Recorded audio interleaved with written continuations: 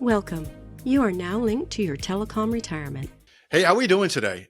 I wanted to talk about your 401k. And I will tell you something. I'm going to make a prediction. I'm going to be like Karnak the magician, is you don't look at it very often. You want to, you really, really want to. You think you should, but you're not. And the reason I know that is because you're not alone.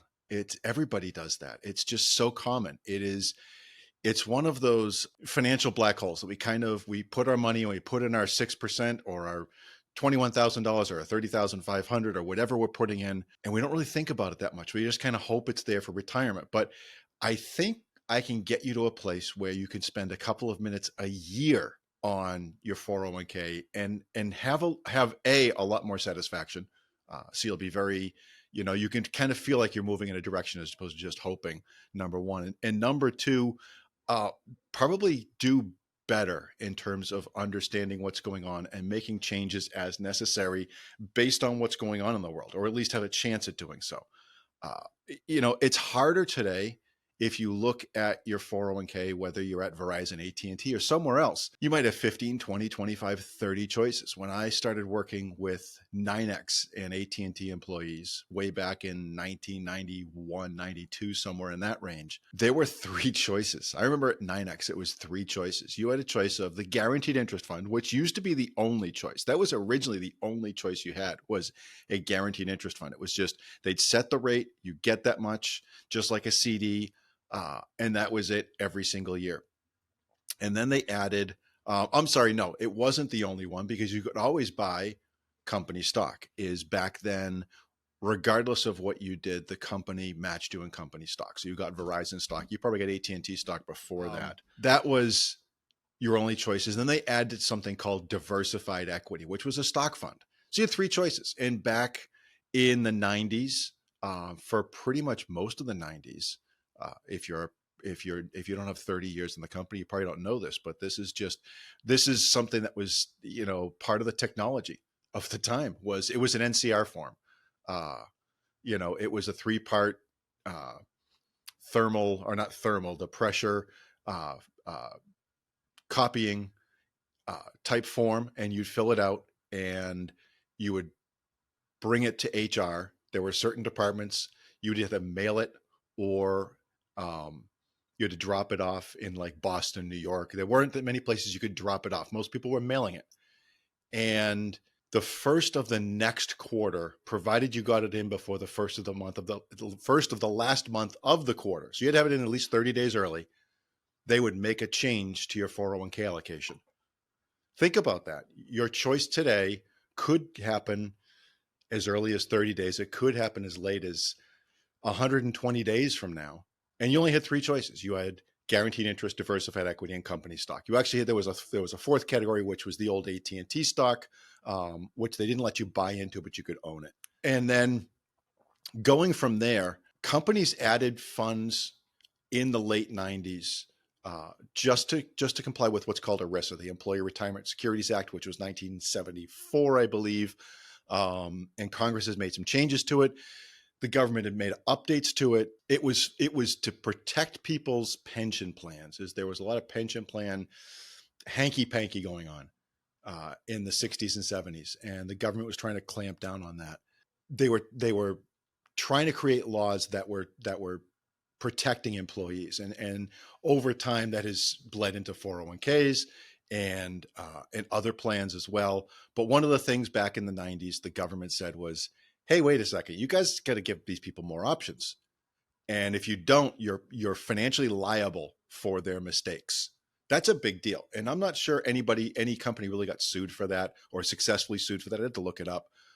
But it caused, over the next 20 years, for the number of choices to really, really balloon over a multitude of categories. Now you have 20, 30, 40 different choices. And it really depends on the plan. I will tell you that and this is more a Verizon issue than an AT&T issue, because there's a lot more union workers, but the union plan is very different, although similar to the non-union plan at Verizon. The options are somewhat similar, mostly similar. The names are completely different. You have an S&P 500 index fund, which in the corporate one is the large company U.S. index fund, and the union plan, it's the passive U.S. equity. It's the same fund. So they're pretty similar, but there's a lot of choices out there, and it just gets confusing. I will tell you the most common fund choice I see, and statistically based on research over and over again, the most common choice, and you may go, hey, that's me, is a target retirement fund. And you'll see a target retirement fund 2025, 2030, 2045, and you kind of match the nearest half decade of when you plan on retiring. You stick the money in that and you ignore it. And that's why it's popular, is because you think you're doing okay and everything's great. I will tell you personally, I hate those funds. I hate them. Uh, they're just bad. And they're bad not because of performance. This is not a performance issue at all. They're bad because they're a black hole. I'll give you a good for it, is they don't give you enough detail. And I'm not just talking about through the Verizon or even AT&T retirement plan. I'm talking about, was that Fidelity or Vanguard or Schwab or Merrill Lynch or anywhere else. I'm just not a big fan. And think of it this way. Let's say you're 60 years old and you have a target retirement 2025 fund, so it's going to hit its target next year. How do you think they should be investing that funds? I can give you a really good argument that most of that money should be in cash or short-term bonds, right? Man, I'm retiring next year. This is their target for my retirement. Next year is the year. Let's get it as conservative as possible. That's a fair assessment. And you might believe that's what they're doing. I can also give you a ridiculously good argument that, oh no, you're going to need this money for the remainder of your lifetime, and pulling money out of the market for 1, 2, 3 years doesn't make a whole lot of sense. That we should be looking towards keeping that money invested, maybe in a 50-50 or a 60-40, or maybe even a 70-30 mix between stocks and bonds, regardless of how close you are to retirement, because it's not about the date of retirement. It's about making sure we have enough money for the remainder of your life. And my question is, which theory is your target retirement fund following? And if they change their theory, if they bring in a new management team that changes the theory, are they communicating that with you? No, they're not. And that's why I dislike them. I don't dislike them because they're bad or they have poor performance or anything like that. It just becomes a black hole. Is your belief is that they're giving you something that you're not getting, that they're managing this with you personally in mind, and they don't care about you. They're not managing it with you in mind. They're managing it with, hey, we've decided this is our logic for all retirees that plan on retiring in 2025 or 2020, 2030 or 2035. And you're now stuck in that group, whether you like it or not. And now when you're stuck within your 401k, you really can't say, oh, wait a second, I want a different strategy. Even if you'd research the strategy, now you want a different one. So I would highly recommend doing it, quote unquote, doing it yourself, is spreading that money out yourself. And you can do a great job, with Fidelity, within the 401ks available to you. And if you're not a telecom employee at the firm you're with, I am, again, because of ERISA, because companies are, quote unquote, forced by law to provide an adequate level of diversification, you're going to be able to do it yourself. So the next step is, how much money do you need in the 401k? There used to be, I guess it's still around. There used to be an old rule of thumb, and I despise most rules of thumb. I think it's like the target retirement is, they're designed for the masses, and you're not the masses. We want to be Burger King, not McDonald's. Have it your way is really what we want. And the old rule of thumb was the amount of the percentage of your portfolio that should be in stocks is 100 minus your age. So if you're 20, 80% of your money should be in stocks. And if you're 40, 60% of your money should be in stocks. And if you're 60, only 40% of your money should be in stocks. And I think most investors today, I definitely believe most experts would definitely disagree with that. Is life expectancies continue to get longer. People are living longer. People need to make sure that they're going to outpace inflation. And stocks historically have outpaced inflation so much better than any other investment. So it necessitates investing into the stock market, even when we don't like it, because we need to make sure we get that portfolio growth so that we can overcome inflation. And I used to talk about that 5 years ago, talking about overcoming inflation from 5 years ago to 30 years ago. And people would look at me like I had like three heads. Inflation. We haven't had inflation. Inflation is dead. It turns out inflation is not dead. We're experiencing a good amount of it the last couple of years. Even now it's somewhere around 3%, 3.5% for 2024, more than likely, which isn't terrible, but much higher than it's been for the last better part of probably 2 decades. We want to make sure that your portfolio, your income keeps pace with that inflation, and the stock market does a fair job of keeping that pace better than any other investment. So that 100 minus your age is bad. I'm wondering if it's maybe 120, and I'm just throwing that out there.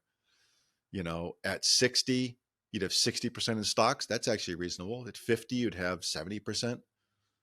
That's not bad. At 40, you'd have 80%, which is probably, it might be that we kind of slide to this 120 minus your age is your stock portfolio, and then the remainder in bonds and money market cash and things like that. So that's a possibility. Then you have to start looking at something called asset allocation.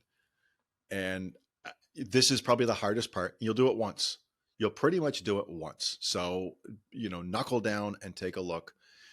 You want to diversify. So let's say you're 60 and let's say 60%. That 60% shouldn't be in one fund. You should spread it out over a bunch of different funds. Again, experts agree with that. Putting the money into domestic, international, small, large, spreading it out over that. And you can look up a myriad of options for that, to make sure that you're not all in one area at any one time. Me personally, when I look at some of these portfolio, I will start with something like an S&P 500. So that's that passive U.S. equity, or the U.S. market index, large company market index, is a good place to start. And again, most experts agree with that as well, it's a good place to start. It's not the end all and be all, but that's kind of like a base. Spreading out and buying other funds within your 401k to get what's called an allocation and you want to remember what that allocation is. So if it's 40% this and 12% this and 16% that and 8% this, you want to have an idea of what's going on. Then it's a question of what do you do over time. Once you have that kind of allocation set, it becomes an issue of how do you manage it on an ongoing basis? And I think this is where people get stuck. I think this is where they decide on that target retirement. Is they have a somewhat okay idea of spreading the money out, but then it's like, what do I do now? Do I just leave it there and close my eyes? If I'm gonna leave it there and close my eyes, I'll buy one fund, buy that target retirement fund. No, you don't have to. And it's probably 15 or 20 minutes a year. A year is all you need. Probably once a quarter, I would say you want to look at it. You want to compare your percentages that you set up with the percentages that are invested now. So if you had 40% in fund X and now it's 42%, there might be too much money in fund X.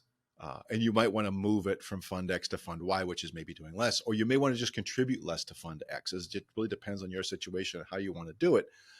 But that'll allow you to make those changes if you need to.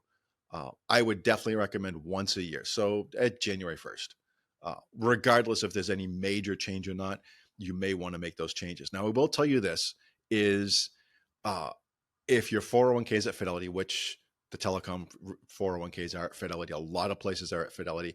Fidelity does have an asset allocation system built in where they will reallocate on your doing. Is you can reallocate on an ad hoc basis, so that once a quarter you can go in and say, hey, make sure that my contribution percentages are equal to my balances in each of those funds. So take my contribution percentages and make sure that my balances within the funds are taken care of. And that can be very, very effective. It will do it automatically every quarter. It will do it on request. It will do it, I think, annually. But it can offer a little bit more dynamics. And the reason behind the asset allocation is that all of the stock categories, theoretically, based on historic data, will do about the same. They'll make about the same money over time, over a long period of time. So if something does really well in the short run, it's likely not going to do as well from that point forward for a period of time.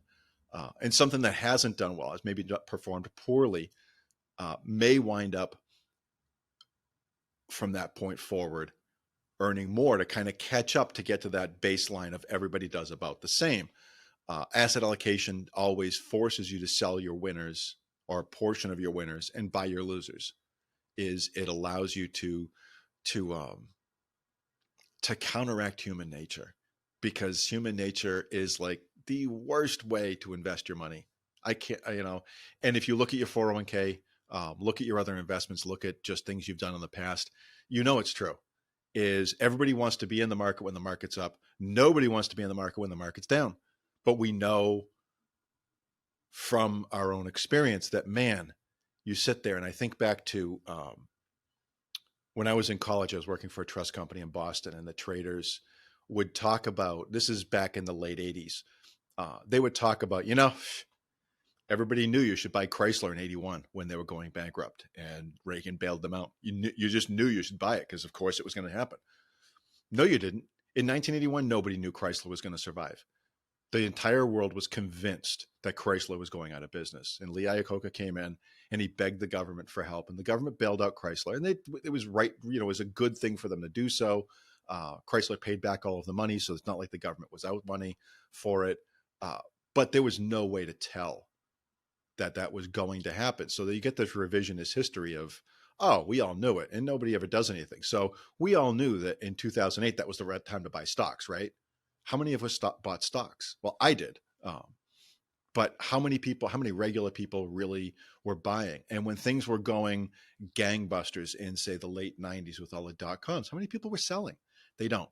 Human nature is dangerous. Asset allocation does the exact opposite. It allows us to short circuit that emotional response. Is if something's doing well, it automatically sells some of it. If something's doing poorly, we automatically buy more of it. We buy more at lower price to sell it later when it comes back up. And that's really what that automatic reallocation through Fidelity. Some other places offer it. Fidelity is obviously the most popular out there. And they, like I said, they do a good job assuming you've got your allocation set correctly. So you can definitely look at that. Now, the last question that I want to deal with is, should and this goes against the having Fidelity automatically allocate, so you can't do this if you're doing that, but should the balances within your 401k, the percentage in each investment, be equal to the contributions? Maybe. And I'll give you a great, for instance, is most of the people I see as new clients are in their late 40s to 50s to early 60s. And if they're still active employees, they have a sizable amount of money in their 401k. And I will tell you, one of the strategies we sometimes use, not all the time, it really depends on the individual situation, but one of the strategies we do implement at times is we will make their 401k balances, so the amount of money that's in the account, a little bit more conservative than what they need for a successful retirement. Is one of the things we do when we bring a client through the financial planning process. Is we need to see, based on the resources they have between potential pension, retirement assets like 401ks, IRAs, other investments, and then Social Security, looking at those resources, how do those compare to their needs in retirement? And is there sufficient resources for those needs? From that, we can figure out what portfolio is best for them. You don't want to invest more aggressively than you need to ever. So we'll utilize that to figure out what their allocation should look like, especially on a stock to bond mix basis. We will make their 401k a little bit more conservative. than that model. And then we will make their contributions a little more aggressive than that model. Here's the reason why we do that is something called dollar cost averaging. And dollar cost averaging works spectacular. It works even better in your 401k because it's automatic. Every 2 weeks when you get paid, money goes into that account, whether the market's up or down. So if the market's up, you're happy because the whole balance rose. But if the market's down, you're going to take with those new dollars that have never entered the stock market, are going to buy at lower prices. And when prices come back, they're going to be worth significantly more because of that. And by making the contributions a bit more aggressive, it allows us to get the best of both worlds, as we have a more conservative portfolio because they're getting closer to retirement, and maintaining that balance is not having as much money in the stock market as the bond market, say, or cash, gives them a little more stability within the 401k. But by making the contributions more aggressive or more stock heavy, it will allow them to get that extra kick that they're looking for. And it doesn't happen at every case. It really depends on the client situation and what's going on, how much money they have, how much they're contributing, all of that. But it can be a popular strategy or effective strategy. So I hope that kind of demystifies some of what's going on. Get rid of those target retirement funds. I'm sorry. I know it's easy, but it can be dangerous. The older you are, the more dangerous it is. I'll say it that way. If you're 35, if you're 40, all of the target retirements for your age group are pretty much mostly stock invested. So you're going to be okay. The closer you get to retirement, the more dangerous those target retirement funds can be, because the principles of the fund may not match your retirement goals. You want to look at your 401k once a quarter. You'll get that email from Fidelity. Hey, your statement's ready. Go look at it. Spend literally 3 minutes. They will break it down by percentages. They'll give you a little chart, little pie graph that will tell you what's going on, and you can compare that to what you're supposed to have. And in that 2 minutes, you can make sure that things are working well, and at least you're following your strategy. You're better off having a strategy and sticking to it than not having a strategy and just hoping. You can always learn more, and focus on developing that strategy in the first place. Like I said, that will take the most time. Might take you an hour of research. Like I said, Fidelity is a great resource within the 401k system to give you ideas of modeling of what things might want to look like. Obviously, talking to professionals help as well, such as us. I've been doing this for 33 years, advising people on these issues. So it's definitely something that reaching out to a professional, even within your 401k, can be a smart idea, especially as you get closer to retirement. That's all I have for today. Can you do me 3 favors? Do me 3 favors today. Number one, if there's a like button, hit the like button. If there's a subscribe button, if you like what you hear, hit the subscribe button. And if you know somebody, especially a telecom person, because this is focused on telecom issues, that should be listening to this podcast, make sure you share it with them. Either hit the share button right on the podcast app that you're listening to, or just shoot them a link and make sure that they get that information. My goal is to get as many people informed as possible, is to raise the collective financial IQ of employees and retirees of both Verizon and AT&T. So with that, thank you today, and stay safe out there. Thank you for listening to Your Telecom Retirement with your host, Dennis O'Keefe. Please click the follow button to be notified when new episodes become available.